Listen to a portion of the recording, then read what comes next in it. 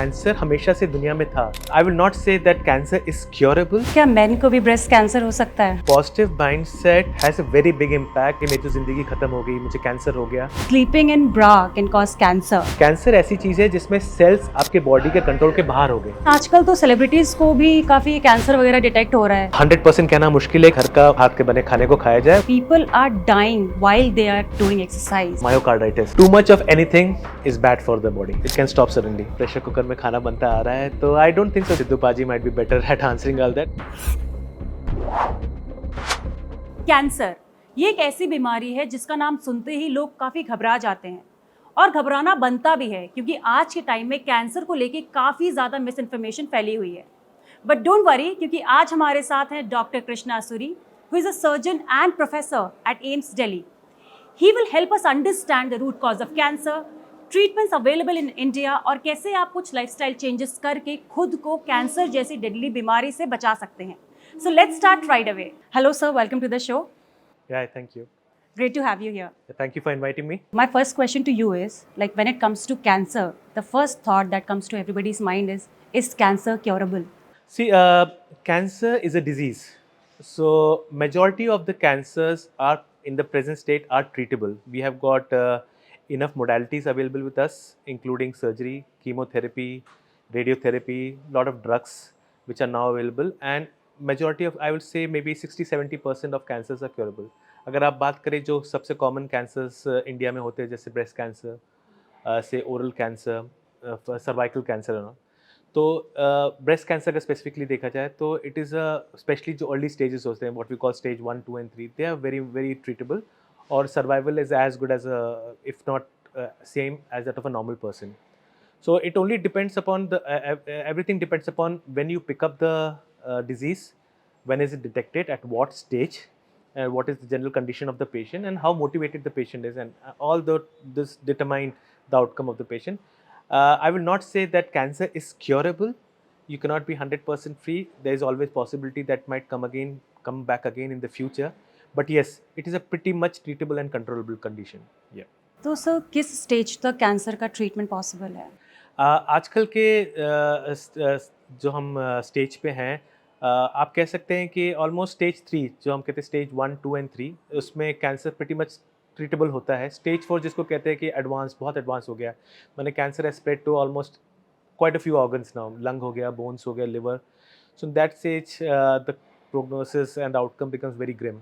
सो इस स्टेज पे फिर it's not very treatable condition when it comes to stage 4. How to detect the early signs of cancer, if you can tell? Okay, so इसमें हम एक काम करते हैं, पहले हम देखते हैं कि जैसे मैंने बताया, the most common cancers that we deal with, breast cancer, cervical cancers and oral cancers.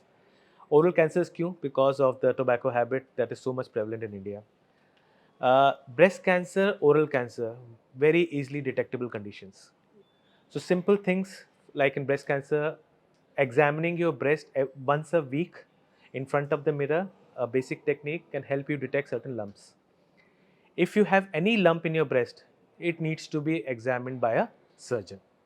Okay. When it comes to oral cancer, अगर आपके मुंह में कोई भी ऐसा अल्सर बन गया है जो आपको लग रहा है ठीक नहीं हो रहा है, बढ़ता ही जा रहा है, it may be a sign that you are developing an oral cancer. So these are certain early signs which you can pick up. जैसे esophageal कैंसर में आप रोज़ खाना खाते हैं, अचानक आपको लग रहा है कि अब मुझे खाना खाने में कुछ दिक्कत हो रही है, मुझे निगलने में दिक्कत हो रही है, और आपके रिस्क फैक्टर्स हैं, you are a smoker, maybe आपकी कोई फैमिली हिस्ट्री है. So this anything which is deviating from your normal thing, which you think it is not normal for your daily activity, you should definitely visit a physician. It might not necessarily turn out to be cancer, but definitely anything that is deviating from your normal activities, you should definitely consult a doctor. That's the only way of picking up cancers early. And sir cancer को लेके लोगों के मन में बहुत डर होता है, तो what do you think, what is the role of positive mindset when it comes to battling cancer? Yeah. Actually, positive mindset has a very big impact on treatment of any disease. हम surgery करते हैं, medicine देते हैं, but अगर patient motivated नहीं होता ना, तो आउटकम में फ़र्क आ जाता है. एक पेशेंट हमारे पास, हम वही surgery we are doing in almost all patients, but in some patients the outcomes are excellent, some patient outcomes are average, and some patients just don't do well. There might be a lot of factors, but one of the factors is the motivation that the patient has. A patient comes to me with breast cancer. She knows now that she has cancer, but she's very positive. She's very motivated. Ki, yes, I can fight this disease. They respond very, very well. It happens. And on the same hand, if you say, on the contrary, if you say patient depressed है, उसको लग रहा है कि मेरी तो ज़िंदगी ख़त्म हो गई, मुझे कैंसर हो गया, उनमें वो आउटकम्स ख़राब हो जाते हैं. तो as a surgeon, whenever a patient with comes to me with a diagnosis of cancer, पहली चीज़ है I tell them कि अब डिजीज़ हो गई है आपको, you cannot do anything about it now. Now we have to see what we can do for treatment of this disease. And now the most important thing है कि you have to have a positive mindset. कि yes, this is a pretty curable condition that I am in. Positive mindset से बहुत फ़र्क पड़ता है. And not and I almost every sphere of a life एक अच्छा माइंडसेट हो, outcomes काफ़ी फ़र्क पड़ते हैं. सर क्या मेन को भी ब्रेस्ट कैंसर हो सकता है? हाँ हाँ, मेन को भी ब्रेस्ट कैंसर होता है, मेन में भी ब्रेस्ट टिश्यू होता है. हालांकि अगर if you compare to women, cancer incidence बहुत कम है मेल ब्रेस्ट कैंसर का, but yes, male breast cancer हो सकता है. अगर हम देखें, अगर साल में हम अराउंड 200-250 ब्रेस्ट कैंसर्स अगर फीमेल ब्रेस्ट कैंसर्स ऑपरेट करते हैं, तो 1 या 2 मेल ब्रेस्ट कैंसर्स होते हैं, और उनका स्टेज वाइज जो उनका भी आउटकम्स है वो फीमेल ब्रेस्ट कैंसर की तरह ही होते हैं.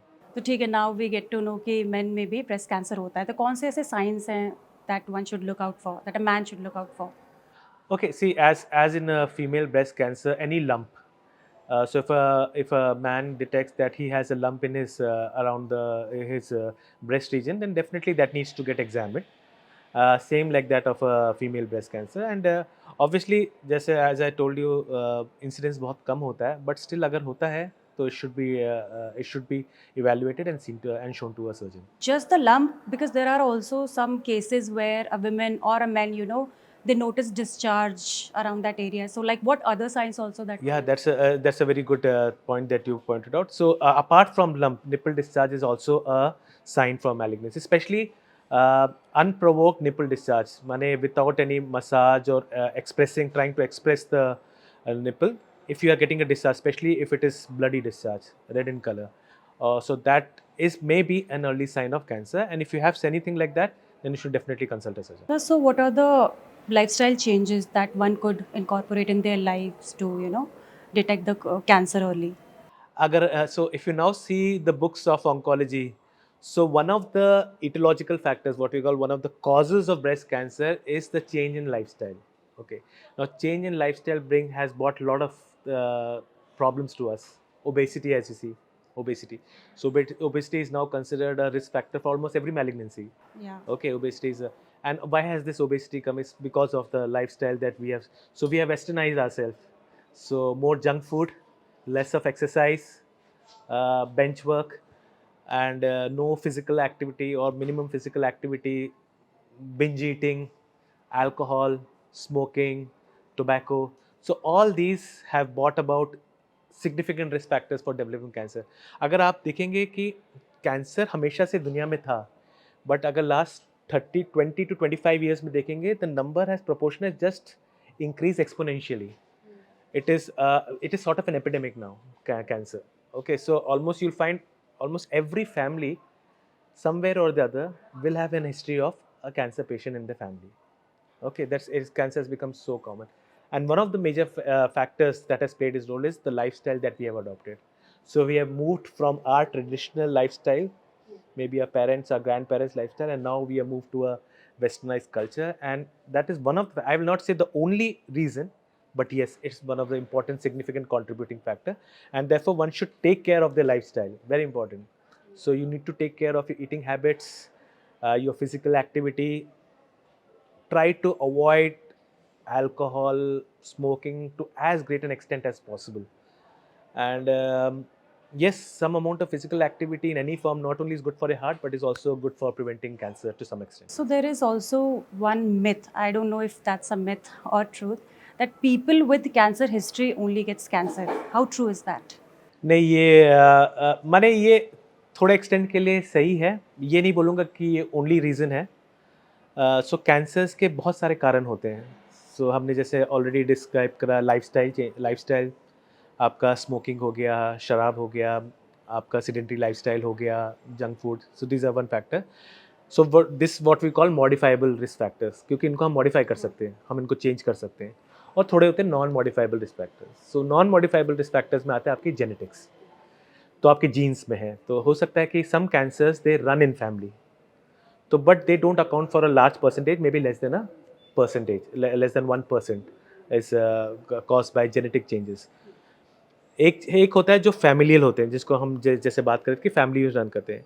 बट थोड़े बहुत होते हैं जेनेटिक चेंजेस आपके, जैसे आप अपना लाइफ जी रहे हैं, तो बिकॉज आप इतने सारे एक्सटर्नल फैक्टर्स से आप एक्सपोज हो रहे हैं, पोल्यूशन है, सिगरेट स्मोकिंग है, शराब है, इन सब से आपके जेनेटिक चेंजेस आ रहे हैं, ये अक्वायर्ड जेनेटिक चेंजेस हैं, और उससे भी आप प्रीडिस्पोज हो जाते हैं कैंसर के लिए। तो फाइनली बेसिकली कैंसर क्या चीज़ होता है? कैंसर एक है जिसमें आपके जो सेल्स, नॉर्मली हमारे बॉडी के जितने भी सेल्स हैं, एक बहुत ही रेगुलेटेड तरीके से काम कर रहे हैं। उनका रेगुलेटेड ग्रोथ होता है, रेगुलेटेड काम करते हैं, उसके बाद जब उनका काम पूरा हो जाता है तो वो डाई कर जाते हैं। कैंसर ऐसी चीज़ है जिसमें सेल्स आपके बॉडी के कंट्रोल के बाहर हो गए, वो अपने आप ग्रो कर रहे हैं, ठीक है? इसीलिए वो प्रोलिफरेट कर रहे हैं at the expense of other tissues, and that's why we call it cancer. Okay, तो अगर जेनेटिक्स, तो कहीं ना कहीं जेनेटिक्स एक रोल प्ले करता है, बट फैमिलियल पार्ट इसमें हार्डली 5% रोल प्ले करता है। जो बाकी जो जेनेटिक चेंजेस आते हैं ये अक्वायर्ड होते हैं। जो हम जो रिस्क फैक्टर्स की बात करें, ये रिस्क फैक्टर फाइनली जो सेल लेवल पे, जेनेटिक लेवल पे ही काम करके चेंजेस लाते हैं, जिससे कि कैंसर बनता है। तो सर लाइफस्टाइल चेंजेस की जब हम बात कर रहे हैं तो ऐसी कौन सी चीज़ें हैं जो हमें तुरंत अभी इसी वक्त बंद कर देनी चाहिए? सब जानते हैं इसके बारे में। हाँ। जो वो जिनके पास जो वो हैबिट्स जिन्होंने पाल रखे, वो भी जानते हैं कि ये हैबिट्स में हमारे लिए ख़राब है। But some yes, smoking and tobacco, ठीक है? सिगरेट और तंबाकू प्रोडक्ट्स बिल्कुल नहीं यूज़ करने चाहिए।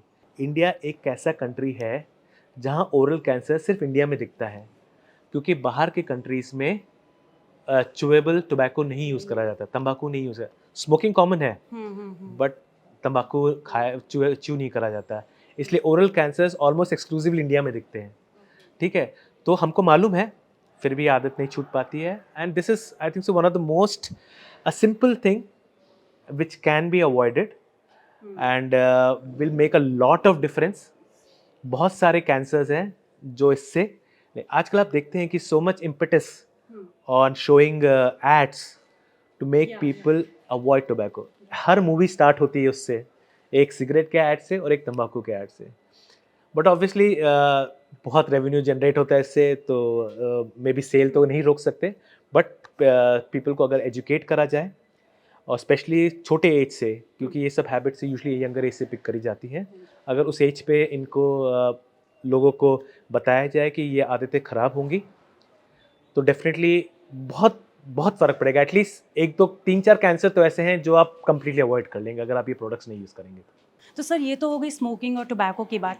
ऐसी कौन सी चीज़ें हम डेली बेसिस में कंज्यूम कर रहे हैं, जो खा रहे हैं, ऐसी कौन सी चीज़ें जो हमें बिल्कुल खाने में बंद कर देनी चाहिए, जो हम डेली लाइफ में कंज्यूम कर रहे हैं? देखिए, जो नॉर्मल हम हेल्दी प्रोडक्ट्स खा रहे हैं, जैसे कि हम जो घर का बना खा रहे हैं, चावल हो गया, दाल हो गई, सब्ज़ी हो गई, इवन नॉन वेज जो फूड हो गए, तो ये they are, if they are cooked in a right format, right amount of oil, then they are healthy.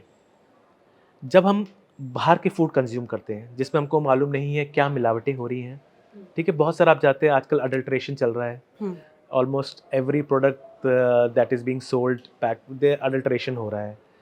तो कहीं ना कहीं कुछ एक्सटेंट पे ही जो प्रिजर्वेटिव ऐड हो रहे हैं, जो अडल्ट्रेशन हो रहा है, ये डेफिनेटली कार्सिनोजेनिक होते हैं।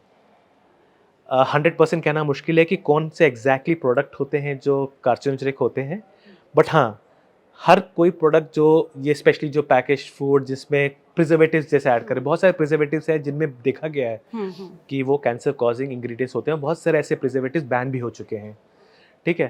तो घर का खाना खाएं, दैट्स द बेस्ट वे। घर का माँ का बना हाथ का और बीवी के बने हाथ के बने खाने को खाया जाए, वो बेस्ट होता है, बेस्ट हेल्दी फूड है। उसके साथ साथ एक एक फिजिकल एक्टिविटी उसके साथ ऐड करें, तो एटलीस्ट अपना पार्ट आप प्ले करेंगे कैंसर प्रिवेंट करने में। बाकी जो आपके जेनेटिक्स में लिखा है, जो फैमिली की तरफ से आया है, तो उसको तो हम कुछ नहीं कर सकते। बाकी जो पोल्यूशन हमारे चारों तरफ है, उसको तो हम अवॉइड कर ही नहीं सकते। हम कुछ भी कर लें, हम अपना खाना वाना सब कुछ तो ठीक कर लें, बट ऑब्वियसली इतना पोल्यूटेंट से हम एक्सपोज हो रहे हैं, वो भी कहीं ना कहीं कैंसर को होने में अपना पार्ट प्ले कर रहे हैं, and we can not do much about it, but yes definitely जो जिन चीज़ों पे हम काम कर सकते हैं we should try and avoid. So you were saying that exercise is also one very important thing that one should include in their daily lifestyle. But आपने देखा होगा आजकल कि लोग इतना एक्सरसाइज कर रहे हैं, अपने आप को हेल्दी रखने की कोशिश कर रहे हैं, but people are dying while they are doing exercise. So what is happening, like why is this happening? Okay, I think so. You have been inspired by a lot of videos that are making rounds on social media. See, exercise is very essential for your well-being, but you have to do the right amount of exercise, right quantity for the right amount of time. Right. कोई भी चीज़ access में आपकी body के लिए हानिकारक होगी। अगर आप कोई एक्सरसाइज ऐसे कर रहे हैं विच इज सी, आपका हार्ट भी एक मसल है। अगर उस मसल पे बहुत ज़्यादा प्रेशर आएगा, क्योंकि जब भी आप एक्सरसाइज करते हैं आपके हार्ट पे ज़रूर आपके हार्ट पे प्रेशर आता ही है, because it has to keep up with the exercise that you are doing. Yeah. तो अगर बहुत ज़्यादा उस पर प्रेशर आएगा तो obviously it can give way.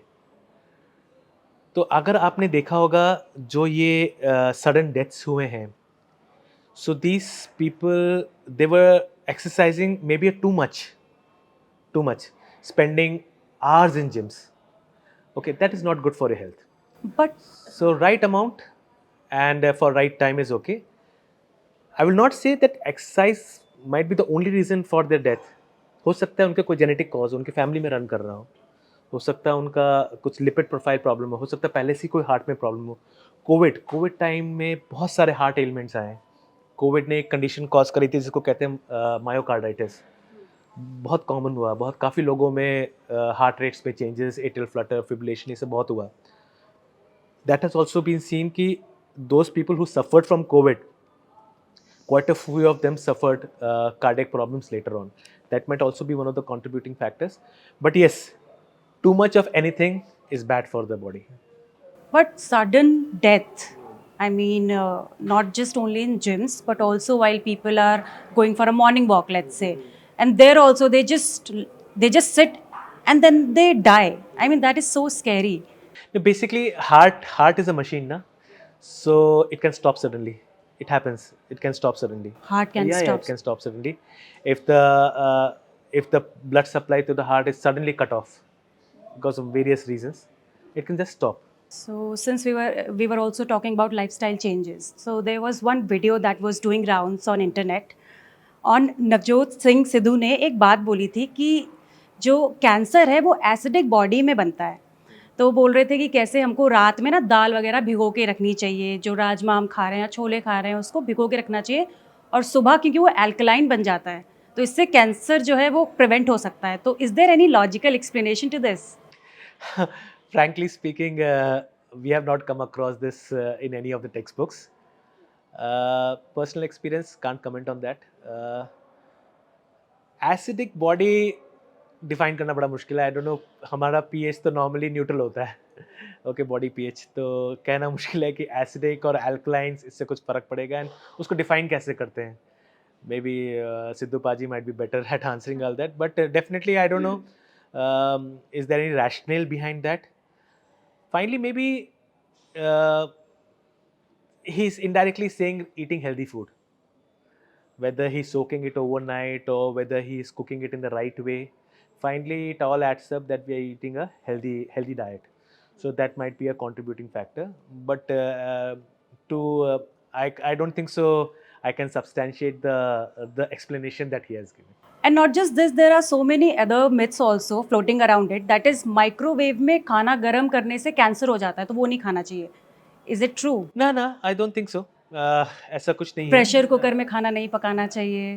Pressure cooker में तो सालों से पकाते आ रहे हैं, ग्रैंड पेरेंट्स के ज़माने से प्रेशर कुकर में खाना बनता आ रहा है। तो I don't think so, I think so these are false myths, and I think so we should stay away from this.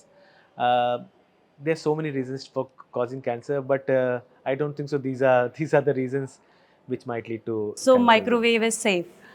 I think so they are safe. I think so they are being used for quite a lot time, and even जो हमारी किताबें हैं वो they never talk about such things. क्या importance है? देखिए, आपने बहुत अच्छा क्वेश्चन पूछा। अगर देखा जाए, अगर आगे रिसेंट जो व्हाट वी कॉल ग्लोबोकॉन जो डेटा है, जो कैंसर डेटा है all over the world, India में most common cancer in female is cervical cancer right now. और सर्वाइकल कैंसर की फॉर्चुनेटली मैं कहूँगा अच्छी बात है, it is a preventable cancer because majority of cervical cancer are HPV virus, that is called human papilloma virus होता है, उससे एसोसिएटेड होता है, specially in sexually active female multiple sexual partners, उसमें it's all because of the virus.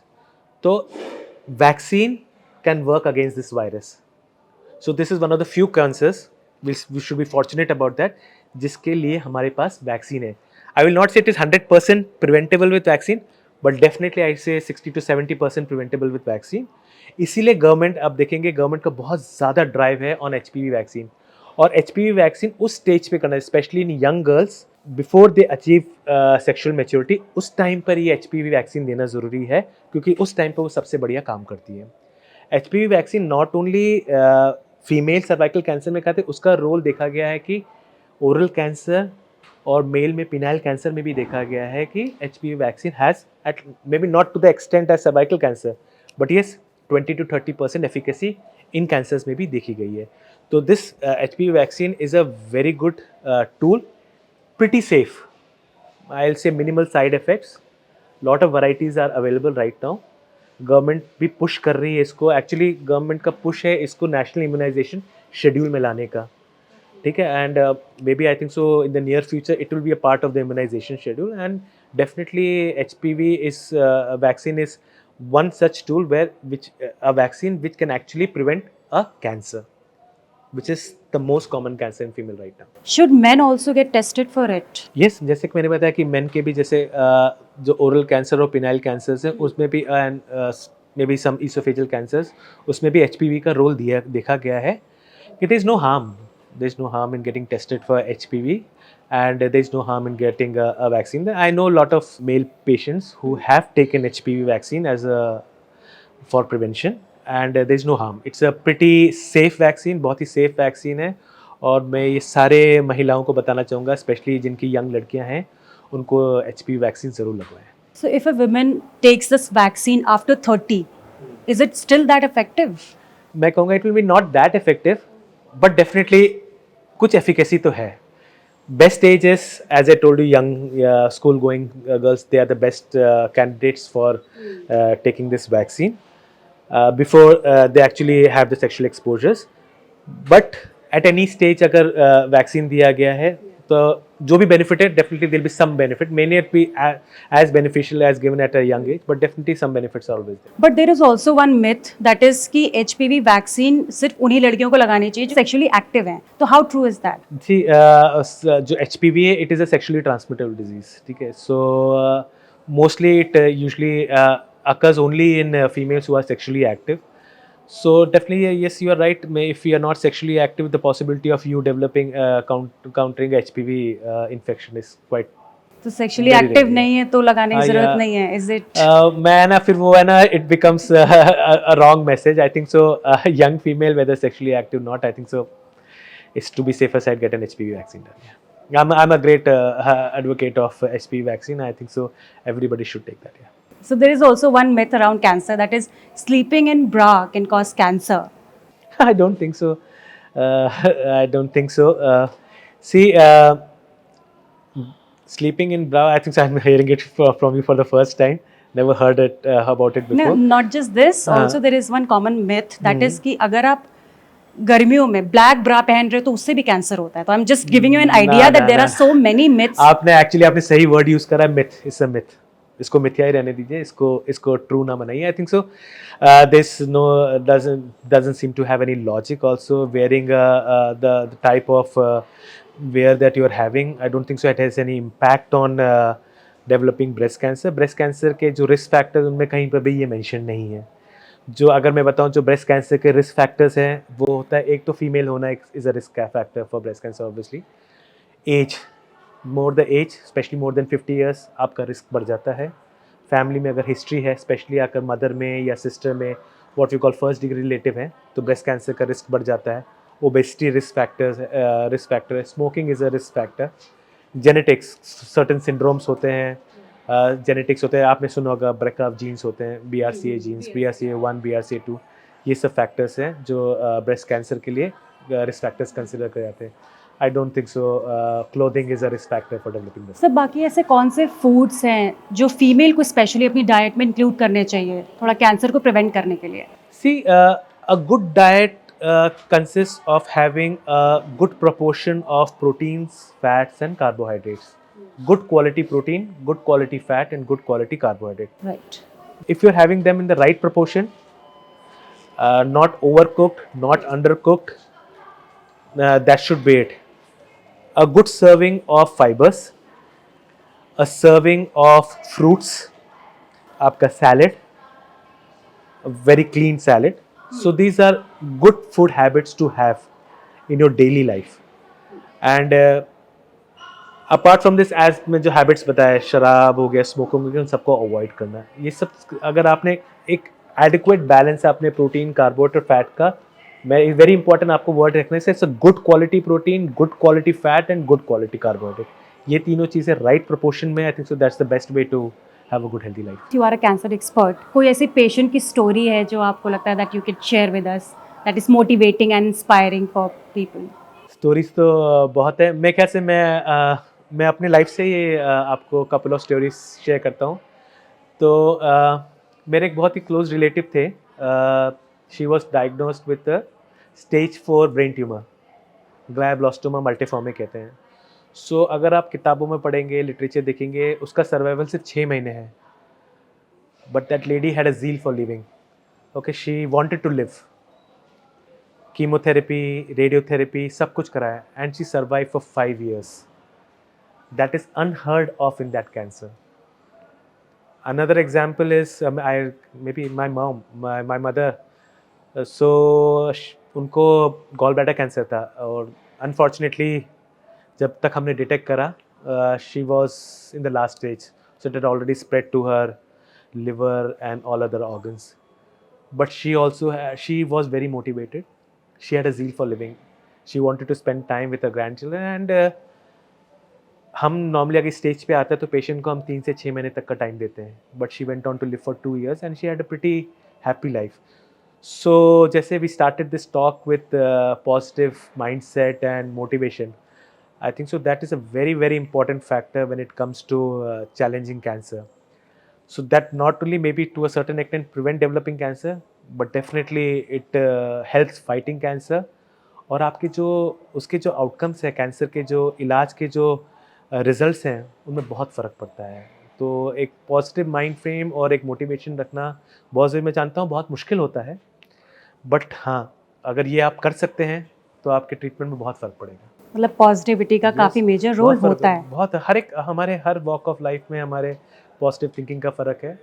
But definitely cancer भी एक ऐसी जगह है जहाँ पर पॉजिटिव थिंकिंग का बहुत फ़र्क. तो सर जैसे कि अभी आपने मेंशन किया कि लाइफस्टाइल चेंजेस और हेल्दी फूड खाने से आप कैंसर को काफ़ी हद तक प्रिवेंट कर सकते हो, लेकिन आजकल तो सेलिब्रिटीज़ को भी काफ़ी कैंसर वगैरह डिटेक्ट हो रहा है. Like for example Hina Khan, मतलब she is eating well, exercising also, और हर 6 महीने बाद वो मेमोग्राफी भी करवा रही है, उसके बाद भी 3rd स्टेज कैंसर डिटेक्ट हुआ उन्हें. तो what is the reason for it? तो आपने एक बड़ा अच्छा एग्जाम्पल दिया. तो इस एग्जाम्पल से हमको यही पता चलता है कि हमको कैंसर के जो रिस्क फैक्टर हैं उनका 100% नॉलेज अभी भी नहीं है. इसका मतलब 90% हमको मालूम है और उस सब चीज़ों को हम कर सकते हैं, बट 10% ऐसा आता है जिसमें रीज़न देना बहुत मुश्किल है. Because there so many innumerable factors at play जब कैंसर की बायोलॉजी, स्पेशली जेनेटिक लेवल पे, जिसको अभी तक I think so medical science is still evolving and still trying to understand those factors. Thank you. I think you have covered everything for us. Hopefully, yeah. Yeah, that was really great. So this was Dr. Krishna Asuri for us, guys. I hope you liked today's video. Please like, share and subscribe the channel and keep watching Fit Tak.